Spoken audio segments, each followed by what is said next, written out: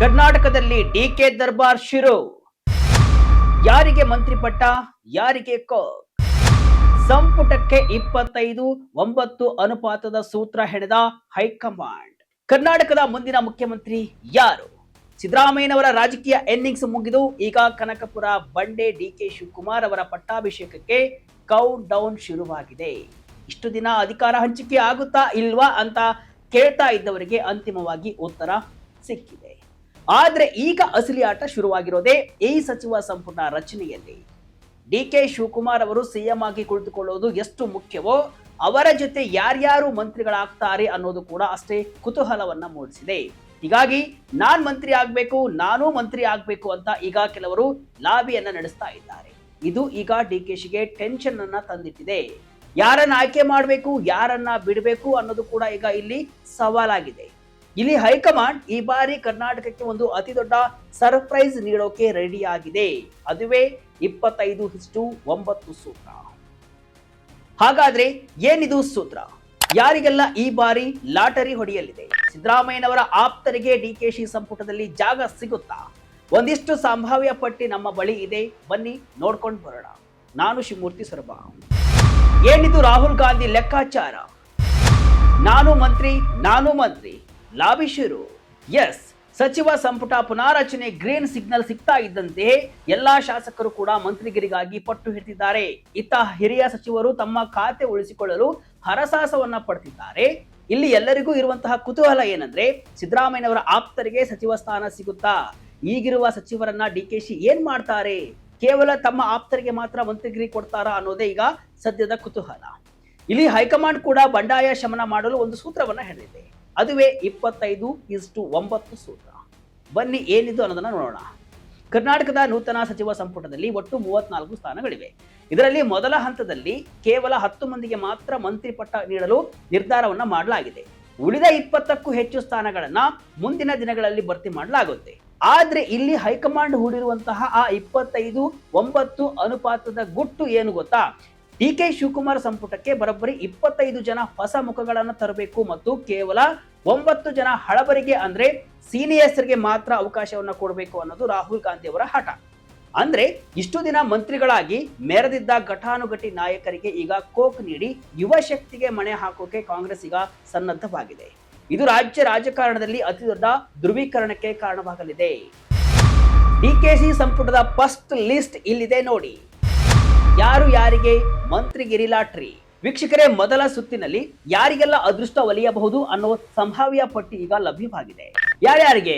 ಯತೀಂದ್ರ ಸಿದ್ದರಾಮಯ್ಯ, ಅಂದ್ರೆ ಸಿದ್ದರಾಮಯ್ಯನವರ ಕುರ್ಚಿ ಬಿಟ್ಟರು ಕೂಡ ಸಹ ಅವರ ಮಗನಿಗೆ ಮಂತ್ರಿ ಪಟ್ಟ ನೀಡುವ ಮೂಲಕ ಹೈಕಮಾಂಡ್ ಸಿದ್ದರಾಮಯ್ಯ ಬಣವನ್ನ ಸಮಾಧಾನ ಪಡಿಸಲು ಕೂಡ ಇಲ್ಲಿ ಮುಂದಾಗ್ತಿದೆ ಅನ್ನೋ ಮಾಹಿತಿ ಕೂಡ ಇದೆ. ಆದ್ರೆ ಸಿದ್ದರಾಮಯ್ಯನವರೇರು ತಮ್ಮ ಮಗನಿಗೆ ಸಚಿವ ಸ್ಥಾನ ಬೇಡ ಅಂತಾನು ಕೂಡ ಹೇಳಿದ್ದಾರೆ ಅನ್ನೋ ಮಾತುಗಳು ಕೂಡ ಕೇಳಿ ಬರ್ತಾ ಇದೆ.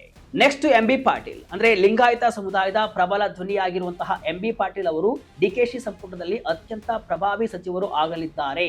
ಇನ್ನು ಪ್ರಿಯಾಂಕ ಖರ್ಗೆ, AICC ಅಧ್ಯಕ್ಷ ಮಲ್ಲಿಕಾರ್ಜುನ ಖರ್ಗೆ ಅವರ ಪುತ್ರರಾಗಿರುವಂತಹ ಪ್ರಿಯಾಂಕ್ ಅವರ ದಕ್ಷತೆ ಮೆಚ್ಚಿ ಅವರಿಗೆ ಮತ್ತೆ ಸಚಿವ ಸ್ಥಾನ ನೀಡಲಾಗ್ತಿದೆ. ಇನ್ನು ಇವರ ಜೊತೆಗೆ KJ ಜಾರ್ಜ್, ರಾಮಲಿಂಗಾರೆಡ್ಡಿ, ಕೃಷ್ಣ ಬೈರೇಗೌಡ, ಲಕ್ಷ್ಮೀ ಹೆಬ್ಬಾಳ್ಕರ್ ಮತ್ತು ಈಶ್ವರ್ ಖಂಡ್ರೆ ಅವರ ಹೆಸರುಗಳು ಕೂಡ ಬಹುತೇಕ ಅಂತಿಮಗೊಂಡಿವೆ ಅಂತಾನು ಕೂಡ ಹೇಳಲಾಗ್ತಿದೆ. ಇನ್ನು ಅಲ್ಪಸಂಖ್ಯಾತ ಕೋಟದಲ್ಲಿ ಜಮೀರ್ ಅಹಮದ್ ಅಥವಾ UT ಖಾದರ್ ಅವರ ನಡುವೆ ಈಗ ಭಾರಿ ಜಿದ್ದಾಜಿದ್ದಿ ನಡೆದಿದೆ. ಯಾಕಂದ್ರೆ UT ಖಾದರ್ ಅವರು ಸ್ಪೀಕರ್ ಸ್ಥಾನದಿಂದ ಹೊರಬಂದು ಮಂತ್ರಿ ಆಗೋಕೆ ಇಷ್ಟಪಡ್ತಿದ್ದಾರಂತೆ.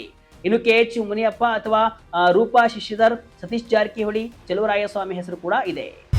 ಸಿದ್ದರಾಮಯ್ಯ ಕೋಟದಲ್ಲಿ ಮರು ಎಂಟ್ರಿ ಯಾರೆಲ್ಲ? ಇನ್ನು ಸಿದ್ದರಾಮಯ್ಯ ಕೋಟದಲ್ಲಿ ಯಾರ್ಯಾರು ಬರ್ತಾರೆ ಅಂತ ಅಂದ್ರೆ doctor HC Mahadevappa, Zameer Ahmed Khan, KJ George, Dinesh Gundurao, Santosh Lad, Satish Jarkiholi, MB Patil ಇವರ ಹೆಸರು ಓಡಾಡ್ತಾ ಇದೆ. ಕೈ ಬಿಡುವ ಸಾಧ್ಯತೆ ಲಿಸ್ಟ್ ನಲ್ಲಿ ಯಾರೆಲ್ಲ? ಇನ್ನು ಯಾರನ್ನೆಲ್ಲ ಸಚಿವ ಸ್ಥಾನದಿಂದ ಕೈ ಬಿಡಬೇಕು ಅನ್ನೋದು ಕೂಡ ಈಗ ಓಡಾಡ್ತಾ ಇದೆ. ಯಾರ್ಯಾರು? Rahim Khan, RB Timmapur, K Venkatesh, Sharanabasappa Darshanapur, Shivananda Patil, Bosaraj, Byrathi Suresh, Madhu Bangarappa, HK Patil ಇವರ ಹೆಸರು ಓಡಾಡ್ತಾ ಇದೆ. ಸಂಪುಟಕ್ಕೆ ಹೊಸ ಎಂಟ್ರಿ ಸಾಧ್ಯತೆ. ಇನ್ನು ಸಂಪುಟಕ್ಕೆ ಯಾರ್ಯಾರು ಹೊಸಬರಿಗೆ ಲಾಟ್ರಿ ಸಿಗುತ್ತೆ ಅನ್ನೋ ಕೂಡ ಒಂದು ಸಂಭಾವ್ಯ ಪಟ್ಟಿ ಇದೆ. ಅದನ್ನು ಕೂಡ ನೋಡ್ತಾ ಹೋಗೋಣ. NA ಹ್ಯಾರಿಸ್, K ಷಡಕ್ಷರಿ, ಗುಬ್ಬಿ ಶ್ರೀನಿವಾಸ್, ರಿಜ್ವಾನ್ ಅರ್ಷದ್, UT ಖಾದರ್, ಯತೀಂದ್ರ ಸಿದ್ದರಾಮಯ್ಯ, BK ಹರಿಪ್ರಸಾದ್, ನರೇಂದ್ರ ಸ್ವಾಮಿ ಅಥವಾ B ಶಿವಣ್ಣ, ರೂಪಾ ಶಿಶಿಧರ್, ಬೇಳೂರು ಗೋಪಾಲಕೃಷ್ಣ, ಶ್ರೀನಿವಾಸ್ ಮಾನೆ, ನಾಗೇಂದ್ರ, ರಘುಮೂರ್ತಿ, ಟಿ.ಡಿ. ರಾಜೇಗೌಡ ಅಥವಾ ಶಿವಲಿಂಗೇಗೌಡ, ಲಕ್ಷ್ಮಣ ಸವದಿ, ಸಿ.ಎಸ್. ನಾಡಗೌಡ ಇವರ ಹೆಸರು ಕೂಡ ಹೊಸದಾಗಿ ಓಡಾಡ್ತಾ ಇದೆ. ಡಿಸಿಎಂ ಹುದ್ದೆ ಇರುತ್ತಾ ಇಲ್ವಾ?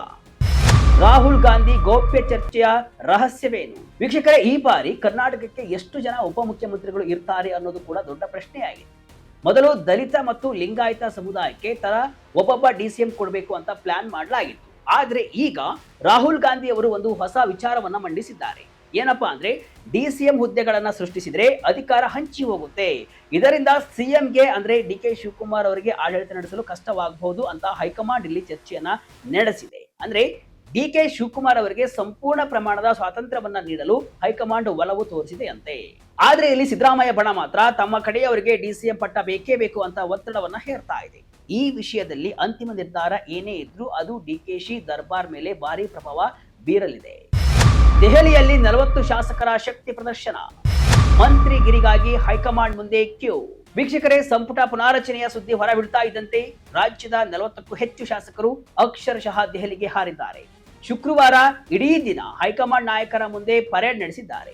ಬಸನಗೌಡ ಬಾದರ್ಲಿ, ಕೆಎಂ ಶಿವಲಿಂಗೇಗೌಡ, ಅಜಯ್ ಸಿಂಗ್, ಮಾಗಡಿ ಬಾಲಕೃಷ್ಣ, ಪ್ರದೀಪ್ ಈಶ್ವರ್ ಮತ್ತು ನಯನ ಮೋಟಮ್ಮ ಅವರಂತಹ ಹೊಸ ಮುಖಗಳು ಈ ಬಾರಿ ಮಂತ್ರಿಗಳಾಗೋಕೆ ಭಾರಿ ಲಾಬಿಯನ್ನ ನಡೆಸಿವೆ.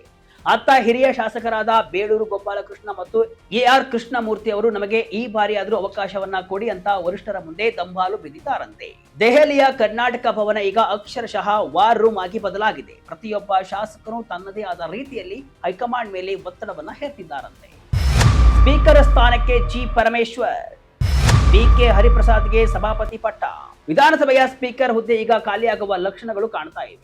ಯುಟಿ ಖಾದರ್ ಅವರು ಸಂಪುಟ ಸೇರೋದು ಪಕ್ಕಾ ಆಗಿರೋದ್ರಿಂದ ಆ ಗೌರವಾನ್ವಿತ ಸ್ಥಾನಕ್ಕೆ ಡಾಕ್ಟರ್ ಜಿ. ಪರಮೇಶ್ವರ್ ಅಥವಾ ಟಿ.ಬಿ. ಜಯಚಂದ್ರ ಅವರನ್ನ ಕೂರಿಸೋಕೆ ಪ್ಲಾನ್ ನಡೀತಾ ಇದೆ. ಇನ್ನು ವಿಧಾನ ಪರಿಷತ್ ಸಭಾಪತಿ ಸ್ಥಾನಕ್ಕಾಗಿ ಉಮಾಶ್ರೀ, ಪುಟ್ಟಣ್ಣ ಮತ್ತು ಸಲೀಂ ಅಹಮದ್ ನಡುವೆ ಪೈಪೋಟಿ ಇದೆ. ಅತಿ ಮುಖ್ಯವಾಗಿ ಸಿದ್ದರಾಮಯ್ಯ ಬಣದ ಗಟ್ಟಿ ಧ್ವನಿ ಬಿ.ಕೆ. ಹರಿಪ್ರಸಾದ್ ಅವರಿಗೆ ಒಂದು ವೇಳೆ ಮಂತ್ರಿ ಸ್ಥಾನ ಸಿಗದೇ ಇದ್ರೆ ಅವರನ್ನ ಗೌರವಯುತವಾಗಿ ಸಭಾಪತಿ ಸ್ಥಾನಕ್ಕೆ ತರುವ ಬಗ್ಗೆಯೂ ಕೂಡ ಚಿಂತನೆ ನಡೆದಿದೆ. ಇವೆಲ್ಲವೂ ಕೂಡ ಕೇವಲ ಲೆಕ್ಕಾಚಾರಗಳು ಮಾತ್ರವಲ್ಲ ವೀಕ್ಷಕರೇ, ಇದು ಡಿಕೆಶಿ ಅವರು ತಮ್ಮ ವಿರೋಧಿಗಳನ್ನ ಹೇಗೆ ಸಮಾಧಾನ ಪಡಿಸ್ತಾರೆ ಅನ್ನೋದಕ್ಕೂ ಕೂಡ ಒಂದು ಪರೀಕ್ಷೆ ಇದ್ದಂತೆ. ಜಾರಕಿಹೊಳಿಯ ಡಿಕೆಶಿ ಮಾಡೆಲ್ ಅಸ್ತ್ರ ಏನು? ಕೆಪಿಸಿಸಿ ಅಧ್ಯಕ್ಷ ಪಟ್ಟಕ್ಕಾಗಿ ಭಾರಿ ಜಿದ್ದಾಜಿದ್ದಿ. ಈ ಹೈಡ್ರಾಮಾದಲ್ಲಿ ಅತ್ಯಂತ ರೋಚಕ ವಿಷಯ ಅಂದ್ರೆ ಅದು ಸತೀಶ್ ಜಾರಕಿಹೊಳಿ ಅವರ ನಡೆ. ಡಿ.ಕೆ. ಶಿವಕುಮಾರ್ ಸಿಎಂ ಆದ ತಕ್ಷಣ ಕೆಪಿಸಿಸಿ ಅಧ್ಯಕ್ಷ ಸ್ಥಾನ ಖಾಲಿಯಾಗುತ್ತೆ. ಆ ಸ್ಥಾನಕ್ಕಾಗಿ ಸತೀಶ್ ಜಾರಕಿಹೊಳಿ ಈಗ ಪಟ್ಟು ಹಿಡಿದಿದ್ದಾರೆ. ಅವರು ಹೈಕಮಾಂಡ್ ಮುಂದೆ ಒಂದು ಕಂಡೀಷನ್ ಡಿಮ್ಯಾಂಡ್ ಇಟ್ಟಿದ್ದಾರೆ. ಡಿ.ಕೆ. ಶಿವಕುಮಾರ್ ಅವರು ಹೇಗೆ ಮಂತ್ರಿ ಮತ್ತು ಅಧ್ಯಕ್ಷ ಎರಡೂ ಆಗಿದ್ರೋ ನನಗೂ ಅದೇ ಮಾದರಿ ಅಂದ್ರೆ ಡಿಕೆಶಿ ಮಾಡೆಲ್ ಅಡಿಯಲ್ಲೇ ಮಂತ್ರಿ ಸ್ಥಾನದ ಜೊತೆಗೆ ಕೆಪಿಸಿಸಿ ಅಧ್ಯಕ್ಷ ಪಟ್ಟವನ್ನು ಕೂಡ ನೀಡಿ ಅಂತ ಕೇಳಿಕೊಂಡಿದ್ದಾರೆ. ಜಾರಕಿಹೊಳಿ ಅವರ ಈ ಬೇಡಿಕೆ ಈಗ ಡಿಕೆಶಿ ಬಣಕ್ಕೆ ದೊಡ್ಡ ತಲೆನೋವಾಗಿದೆ. ಇತ್ತ ಪರಮೇಶ್ವರ್ ಮತ್ತು ಈಶ್ವರ್ ಖಂಡ್ರೆ ಕೂಡ ಅಧ್ಯಕ್ಷ ಸ್ಥಾನದ ಮೇಲೆ ಕಣ್ಣಿಟ್ಟಿದ್ದಾರೆ. ಯಾರು ಕೆಪಿಸಿಸಿ ಬಾಸ್ ಆಗ್ತಾರೋ ಅವರೇ 2028ರ ಚುನಾವಣೆಯ ಅಸಲಿ ಸಾರಥಿ ಆಗಲಿದ್ದಾರೆ. ಬೆಳಗ್ಗೆ ಮಾಜಿ ಆದ ಸಚಿವರು, ಸರ್ಕಾರಿ ಕಾರು ವಾಪಸ್. ವೀಕ್ಷಕರೇ, ರಾಜಕಾರಣ ಅಂದ್ರೆ ಹಾಗೆ. ನಿನ್ನೆ ಸಚಿವರಾಗಿದ್ದವರು ಇವತ್ತು ಮಾಜಿಗಳಾಗಿದ್ದಾರೆ. ಸಿದ್ದರಾಮಯ್ಯ ರಾಜೀನಾಮೆ ನೀಡಿದ ತಕ್ಷಣವೇ ರಾಜ್ಯಪಾಲರು ಸಂಪುಟವನ್ನ ವಿಸರ್ಜನೆ ಮಾಡಿದ್ದಾರೆ. ಇದರ ಪರಿಣಾಮವಾಗಿ ಹಾಲಿ ಸಚಿವರ ಮನೆಯ ಮುಂದೆ ನಿಂತಿದ್ದ ಸರ್ಕಾರಿ ಕಾರುಗಳನ್ನ ಇವತ್ತು ವಾಪಸ್ ಪಡೆದುಕೊಳ್ಳಲಾಗಿದೆ.